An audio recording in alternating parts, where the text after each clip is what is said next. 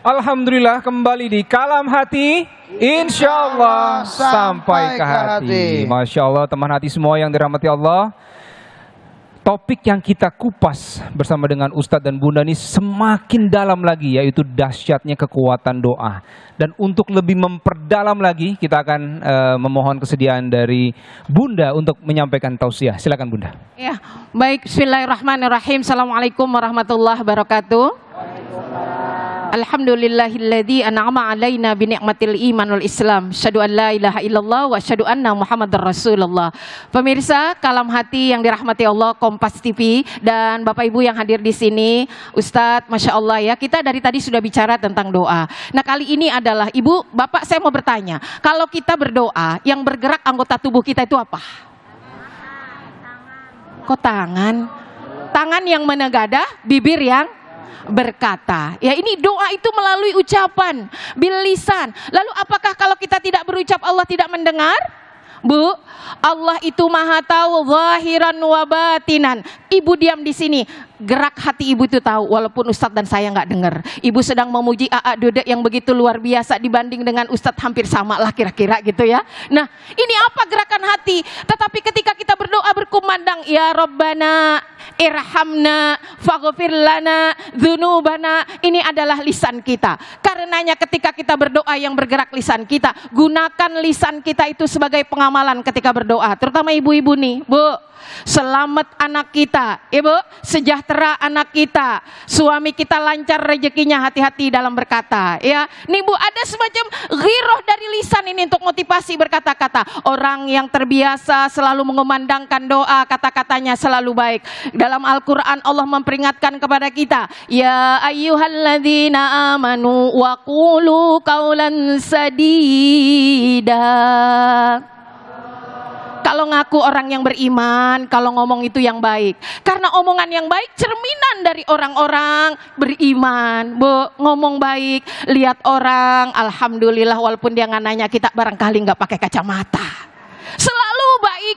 Anak-anak nakal, Masya Allah. Ibu bagaimana ada kisah Bu dari ibunya Imam Sudais Bu, ibundanya sedang masak Bu, ada makanan Bu. Kalau kita di Arab itu makan ya Ustadz bareng ya, itu ya kayak nasi kebuli kayak gitu, udah rapi disajikan untuk tamu, tiba-tiba namanya anak kecil Bu diaurin itu Bu dengan apa Bu? Pasir. Ya Allah, bagaimana rasanya capek-capek masak ini anak, dipukulkah anak, dimarainkah anak? Sang ibu yang soleha berkata, ya Sudais irji' ilal Masjidil Haram kun imaman huna. Sudais, jangan di sini, pergilah ke Masjidil Haram, jadilah kau imam di sana. Masih kecil Bu, ibunya ngomong kayak gitu, maka ngomong Bu, kalau anak kita ngerecokin di dapur ya, iya Ahmad ya, irji ila Masjid Kubah Mas kun imaman huna, jadi imam di sana. Insya Allah anak kita jadi imam. Jangan kalau ngomong asal nyeblak. Nah, kalau ngomong bibir kayak cabai jeletot. Nah, padahal ucapan kita adalah doa kita. Suami nggak dapat kerjaan udah lama, kasih optimisme, sabar ya Aa, mudah-mudahan ada rezeki besok. Jadi suami juga seneng, istrinya ngomongnya enak-enak ya Bu. Bapak juga begitu, walaupun istri tak secantik dulu, ngomong yang enak Pak, biar kayak begini mama tak tergantikan. Kan kayak begitu. Enak rasanya setiap ucapan yang baik memotivasi orang untuk merubah sikapnya. Kenapa? Yuslih lakum a'malakum. Dengan ucapan yang baik Allah perbaiki amal-amal kita. Wa yaghfir lakum dzunubakum. Allah ampuni dosa-dosamu. Bu, baru ngomong belum beramal ya. Saat kita ibu sekalian yang dirahmati Allah, nanti mulut kita akan berhenti bicara. Yang bicara apa? Tangan. Al-yawma nakhtimu ala afwahihim wa tukallimuna aydihim wa tashhadu arjuluhum bima kanu. Tandanya orang ngaji. Di mana suatu hari mulut udah pensiun. Kenapa? Banyak dusta, banyak kemohongan, kecuali kata-kata yang keluar adalah dalam Al-Quran sering kita diajurkan qaulan sadida.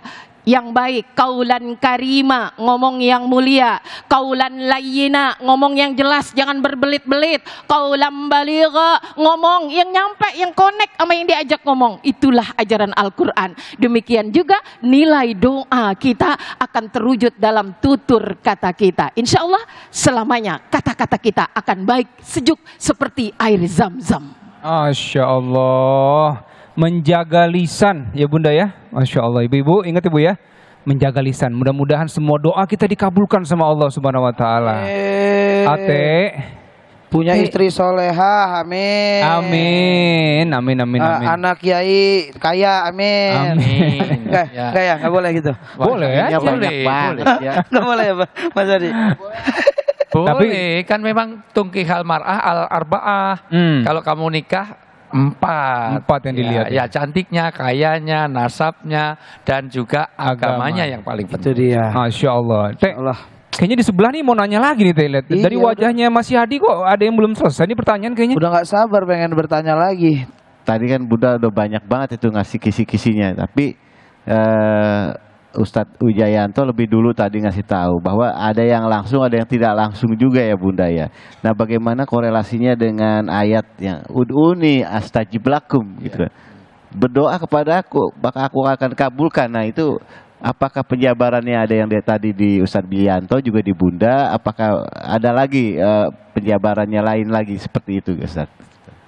Semua doa itu pasti kita kabul, asal memenuhi syaratnya. Tentu nanti doa juga harus diiringi dengan ikhtiar. Ya Allah minta anak, ya Allah minta anak. Kamu udah kawin belum? Belum. Itu namanya hanya doa tapi tidak diiringi dengan ikhtiar. Makanya dilanjutkan ayatnya. Tadi belum selesai, baru satu poin dari ayat Al-Baqarah 186. Kalau kamu bertanya kepadaku, jawablah, Aku dekat. aku dekat. Terus? Aku kabulkan permohonan orang yang berdoa apabila dia berdoa kepadaku. Aku kabulkan semua doa asal doanya kepadaku, yaitu kepada Allah. Maka diluruskan tauhidnya, imannya. Karena nanti doa itu hanya diperbolehkan hanya kepada Allah. Jadi diluruskan. Jangan sampai nanti doanya doa, mohon maaf Musa, tapi perilakunya perilaku Fir'aun. Termasuk jangan bertabrakan dengan doanya, perbuatannya. Doanya Musa, perilakunya Fir'aun, doanya pengen selamat tapi jalannya ugal-ugalan. Nah, ini berarti dia tidak sesuai. Lanjut. Hendaklah mereka itu memenuhi perintahku. Perintahnya dipenuhin. Nah, jadi kalau mau berdoa, oh ya doanya kepada Allah, ya perintah Allah dipenuhin. Jaga larangan-larangan tadi sampaikan Bunda, bagaimana kita jadi makanannya, bagaimana jangan makanan yang haram.